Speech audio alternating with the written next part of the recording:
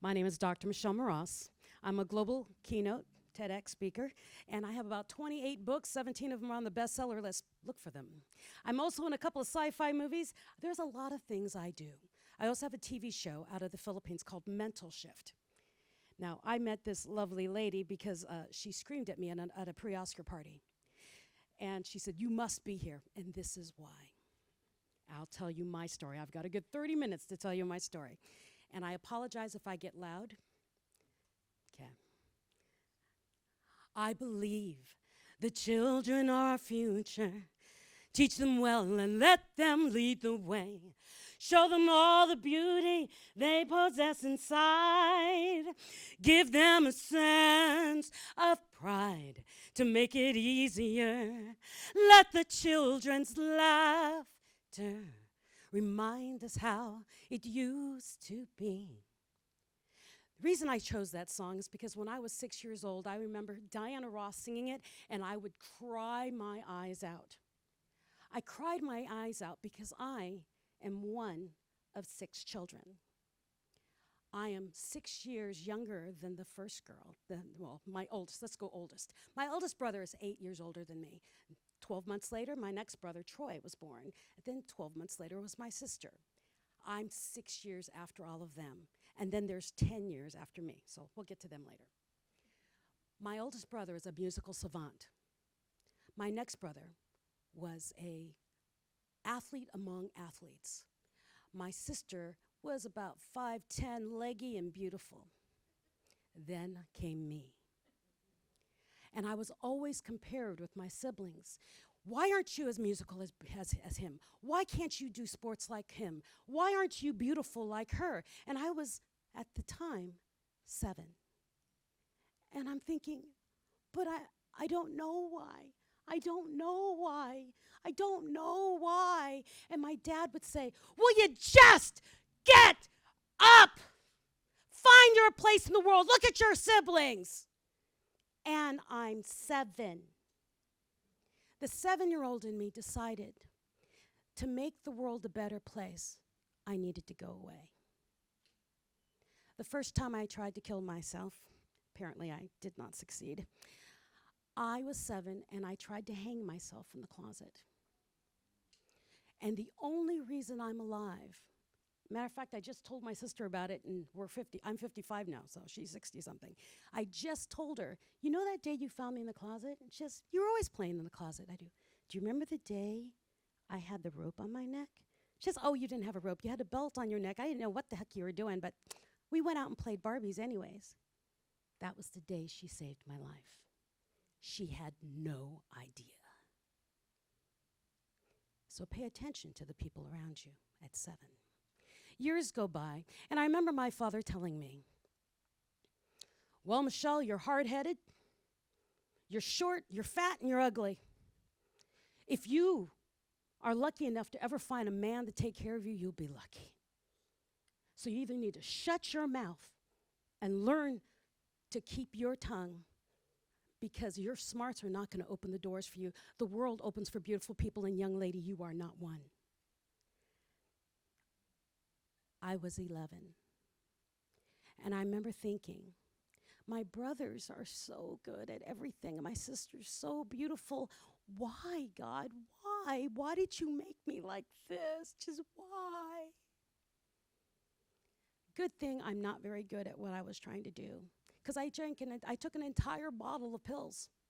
Now, you have to understand, my mother's a Filipino.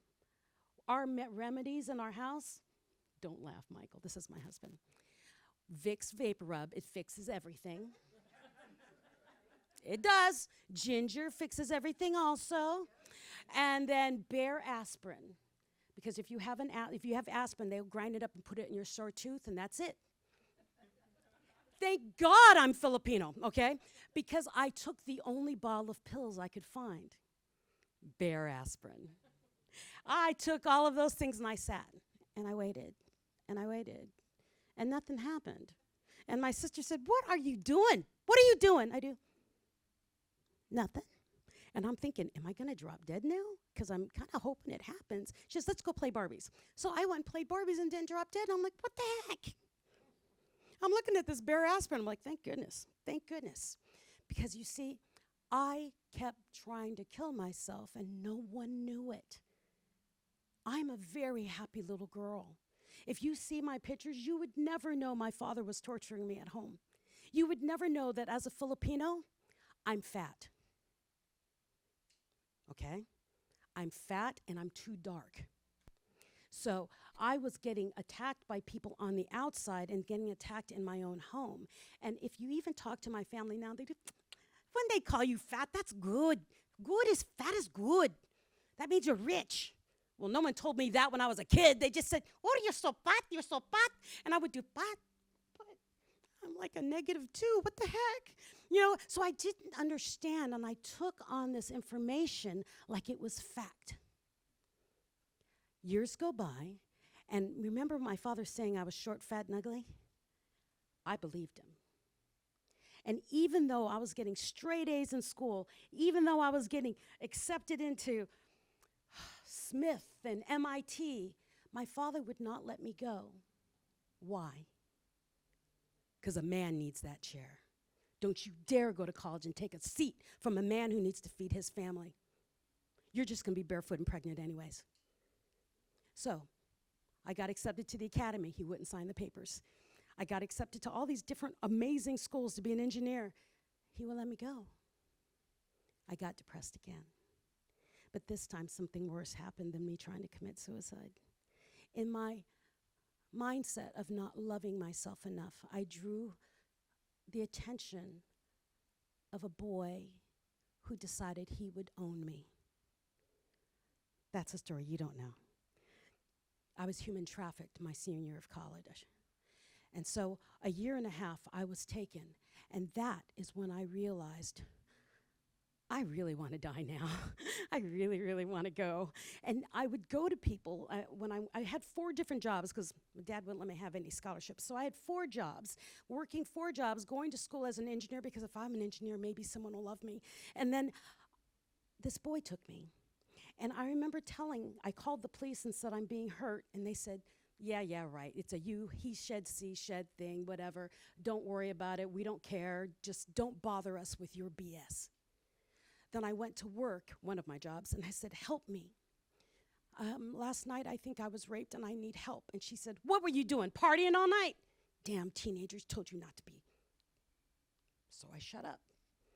Then I went home to my mother and said, Mom, help me. I think I was raped last night. And she said, you'd be so damn lucky if a man loved you enough to rape you. I didn't know what to do. I went to my brother and I said, help me, I think I was raped. And he said, oh, so-and-so? I said, yeah. And he goes, about time you date somebody that's not so uppity. So I went to work that night, and the guy that raped me was there.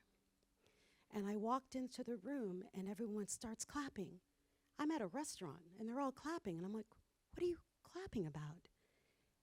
And they said, oh, we heard you're dating so-and-so. Can't say his name, just in case he's here. Yes, I'm still afraid of that. He pulls me up next to him, and he says, you tell anybody, and I'll slaughter them and make you watch. And I remember at that moment, I wanted to be dead. No one believed me. There's nothing for me, and the only man who loves me rapes me with a gun. Please kill me now. Now, I never managed to do any more suicide attempts during his time because he never let me go. And my thought process on that was, when you have someone holding a gun at you every time they touch you, I kept thinking, is today the day I'm going to die? Is today the day I'm going to die? Is today the day I'm going to die? And I realized in that moment, all those other times I thought life was horrible and I wanted to die, life was freaking grand. I should have loved every moment of my life, and I had wasted it, squandered it, trying to be for someone else. And here's this man, quote unquote man, who's willing to take my life at any moment for his own pleasure. And I realized everything I ever thought was bad in life has nothing in comparison to what's happening to me right now. Long story short, I did eventually get away. I am here. And but here's the mystic, amazing thing about it. One day, he let me go long enough that I was able to talk to somebody. And when he saw me talk to somebody, he got very angry. Are you okay? Okay. I have to make sure he's okay because he loves me too much. And I was crawling away, and I said, "Dear God, how do I get away?" And I heard, "You're smarter than him." Now, this is what's so beautiful about this story, and I know you guys are all tragic right now. Please don't be. I'm alive. I'm here. I'm just so strong and so pig-headed. Something bad had to happen for me to realize how important life is. You're smarter than him. What was the thing my father told me was my biggest downfall? I'm smart. All my life, I hated being smart because my dad didn't love me because I was smart. It's what saved me. What saved me. The thing that we think is our biggest detriment is actually our biggest gift. How many of you think about what you get in trouble for when you were a little kid? What did you get in trouble for? Did you talk too much? Were you friends with so-and-so? Were you always playing with whatever it is that you got in trouble for as a child? It's our freaking gift. It's what we do the best. I talk. And I'm kind of a know-it-all. It's what I learned so naturally.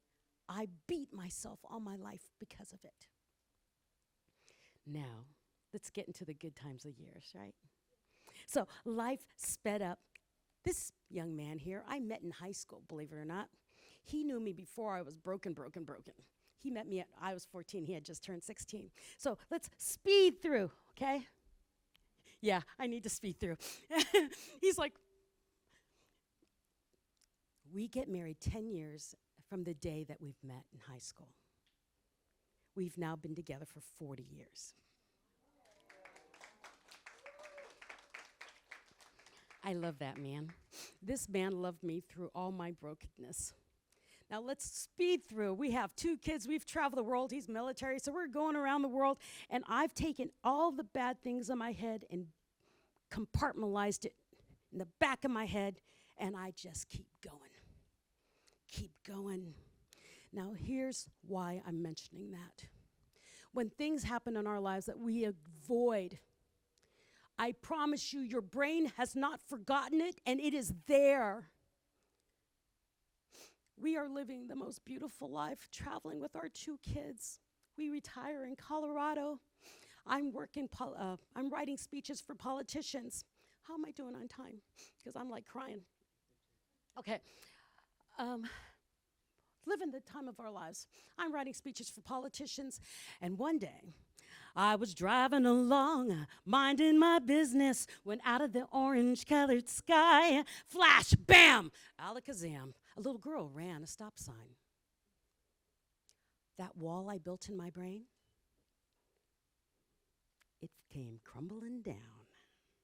And so all those things that I had been buried and put back in the back of my brain came back full force.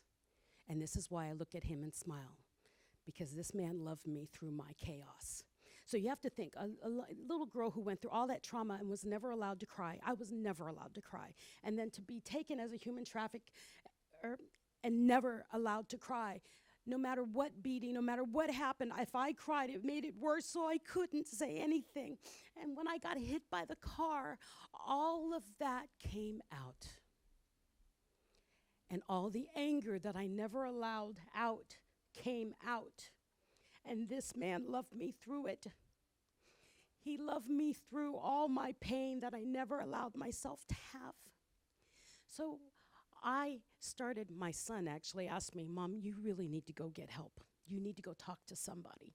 And I said, "No, We don't need to talk about anything, because if I don't talk about it, it will never come up, and it'll just go away. It'll just go back into my brain, and it'll go away. And then we found out that I stopped sleeping. I never hit REM sleep.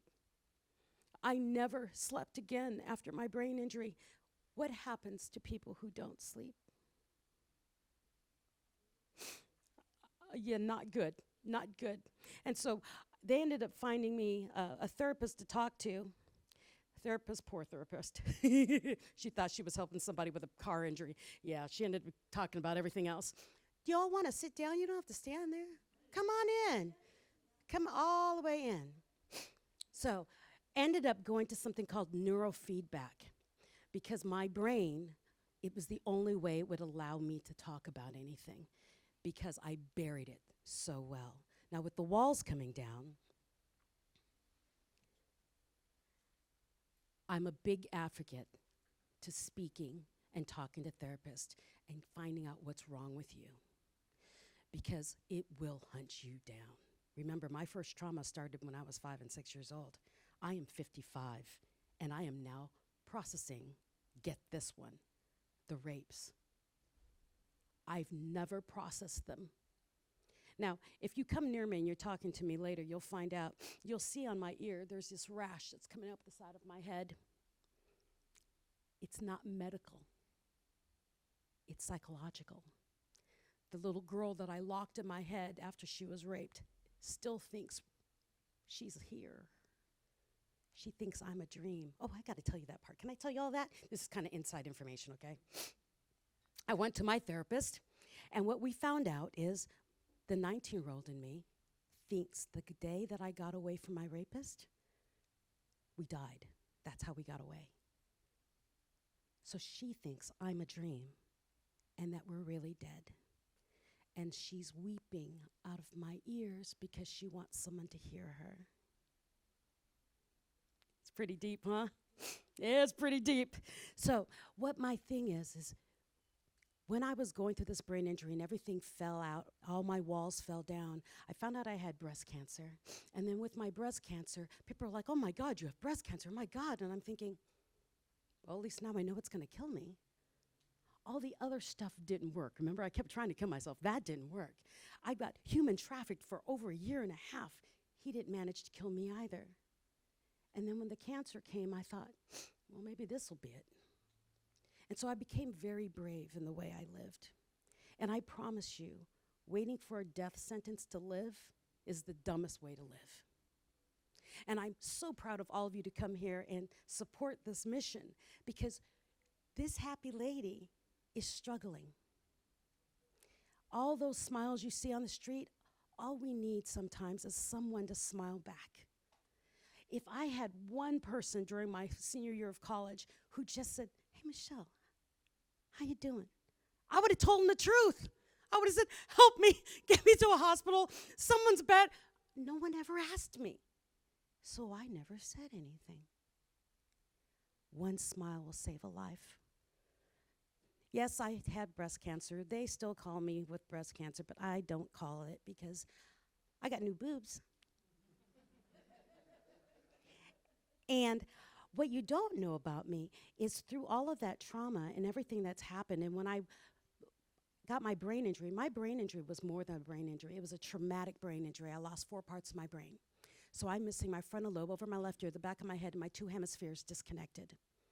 I was a vegetable for over 2 years, 1.5 years, and then I came up for a little air, spoke for a little bit, and then went back down when I did my TEDx.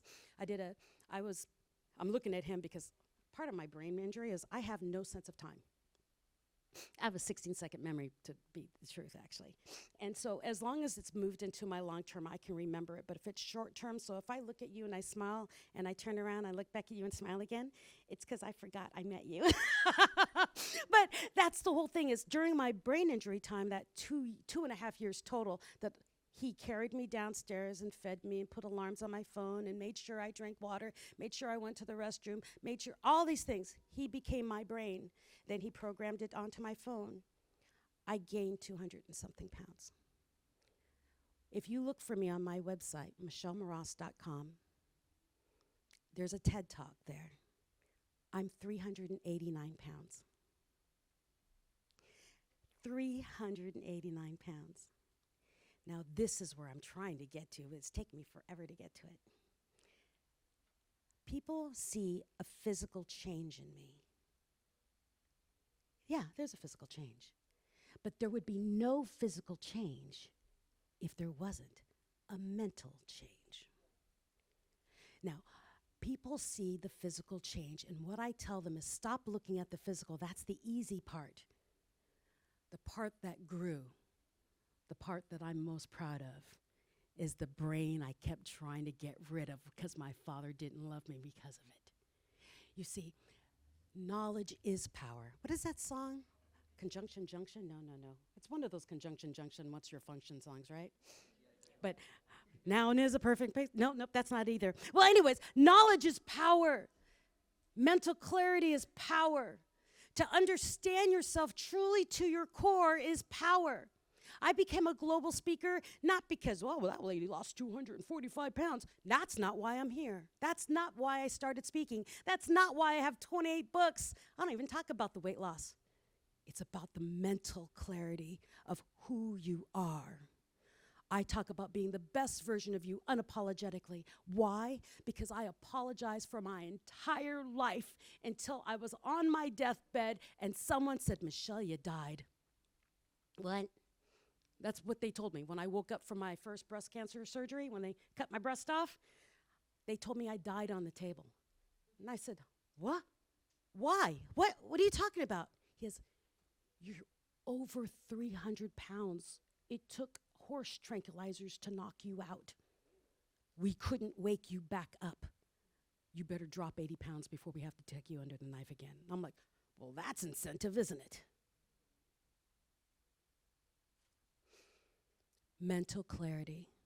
I learned to love myself at my size where I was. And every morning, instead of doing, look at this, look at this. And I used to beat myself up in the mirror all the time about, oh, look at this. Why does he love me? He should leave me. I gave him a list of all the women he should go marry and told him to leave me. Did I not? And I told him to leave me because I'm not good enough. Look at this body. Look at this woman. Look at this. And so I learned that I looked in the mirror every day and wrote down something about me I loved. Boy, that's a great attitude. I have a vis-a-vis. What's a vis-a-vis? Dry erase marker? So on my big old mirror in my bathroom, I wrote, great eyes, smile. I mean, every day I found something new that I would write down that I liked about me. And every day I would look in that mirror and do, yep. And what's funny about that is as I loved myself more and more, I started dropping pounds. I wasn't even dieting. I wasn't even trying. But loving me made me drop freaking weight. Why don't they ever talk about that on the news? They never talk about loving yourself more will cause weight loss. They don't talk about it, but loving yourself more does cause weight loss because you start caring.